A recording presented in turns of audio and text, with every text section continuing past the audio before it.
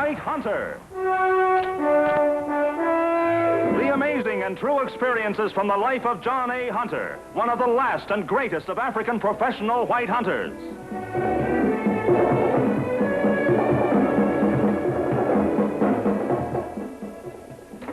Hello there.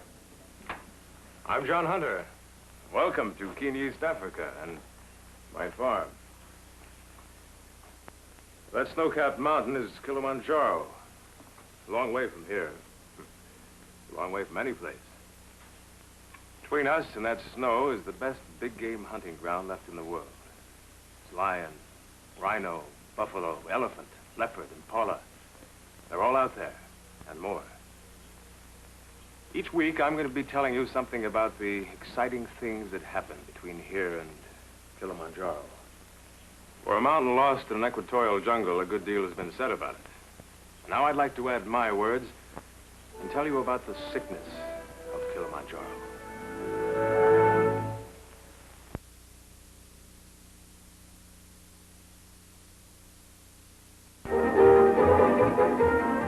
My story begins in Nairobi, capital city of Kenya, British East Africa. I don't go into town more often than I can help. Give me the open country anytime. Captain Hagen, the game control officer, had asked me to drop in at his office. And if you're a professional hunter, that's the sort of invitation you can't afford to ignore. Oh, come in, Hunter. We've been waiting for you. I want you to meet Mr. and Mrs. George Latham out from the States. How do you do? How are you? I've been regaling the Lathams with tales of your exploits, John. How very dull for you. But I'm sorry I missed it. Not at all dull, Mr. Hunter. Tell me, at 16, you were really shooting lions from the windows of railroad coaches? Well, the trains were slower then, and there were more lions. At 16, I was deadly with my trusty BB gun. Your father took the gun away from you, didn't he, dear? When he found you using some of his favorite bourbon for target. Isn't that your story? Good old Dad. He always knew what was important. I asked you to drop in, John, because we've something of a problem here. The Lathams engaged Rick Torrey as their hunter before they left New York. It seems that Rick has just led a hunting party down into Tanganyika. He could meet them at Lake Natron, if we can get them there. Otherwise, we'll have to wait around Nairobi until he gets in. This is no hardship for me, but my wife is eager to shoot a lion. Aren't you, darling? That's what we're here for, isn't it, darling? Well, I can't possibly take you, but I'm sure Captain Hagen has told you of my situation. You mean something about a government mission? Oh, that's right. Sorry I can't accommodate you. Now, if you'll excuse me, I'll look in later, Captain, when you're not so busy. Good day.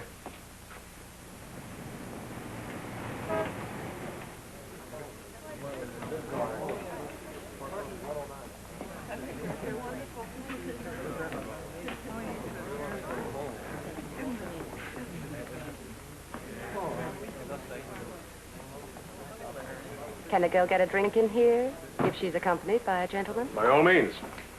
They tell me all the hunters use this bar, male and female, martini. They also tell me people wait here for hours for the chance of getting a word with you. Or is that one of the legends of Africa? Mrs. Latham, I'm already hired to reduce the lion population in Wakamba territory. They've started living off the natives' livestock. If we don't restore the balance, the natives starve. It's a matter of life and death to them. I go by way of Lake Natron, I lose 2 days. Figure that at least 10 domestic animals lost. We'll replace those animals and double your usual fee. Why? You're the best. I'm accustomed to having the best and paying for it. Only double? Oh, name your own price. We've got to get going tomorrow. You're a very determined woman, Mrs. Latham. You'll take it? I'm sorry it can't be done at any price. But I'll give you some advice for free. When you do get on safari, learn to curb your determination to have things done your way. With the right guide. That would be a pleasure. Good day, Mrs. Latham. I tell you, it's a crazy chance for anyone to take. Supposing she wounded a lion and turned him into a man-eater. That won't happen. That woman, before her marriage, was Betty Carver. Her father was Benson Carver. The Benson Carver? That's him. He used to take her hunting with him many times. Just imagine the to-do that'd be if it came out that we'd been tough with the daughter of Benson Carver. Well, you might have at least have told me who she was. That she knew what she was doing on safari. She asked me not to.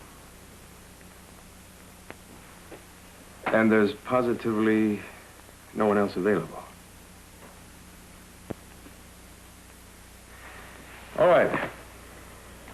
Thanks. Believe me, hunting's no parlor game to her. She knows what she's after and how to get it. I know what you mean.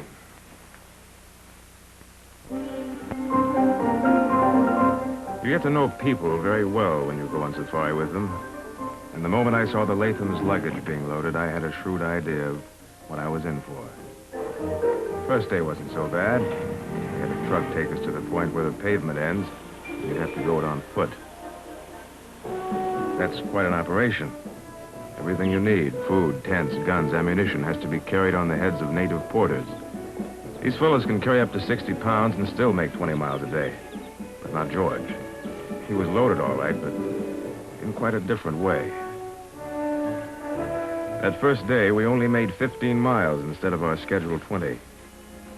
The next day, it was 10. By the fourth day, we were running short of supplies and had to make camp in the middle of the afternoon so we'd have time to go out and refill the larder. We'll camp here for tonight. Mrs. Latham's tent over there. My tent right here. We'll put the dining tent right over here. Put her! It was then I found Captain Hagen hadn't exaggerated. Betty Latham could certainly shoot.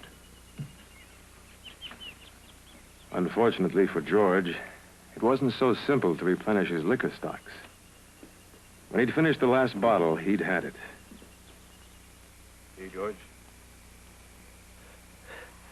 Don't tempt me with that witch's brew, Hunter. I'm on the wagon.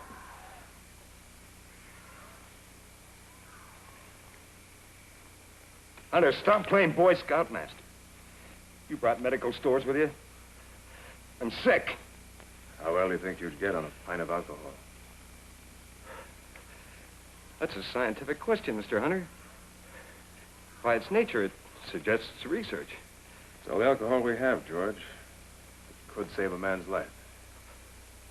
Well put. Now, come on, let's find that bottle. George, you're coming to bed. No, not what Mr. Hunter saves my life. No, George. You don't want him to save my life. Come on, George.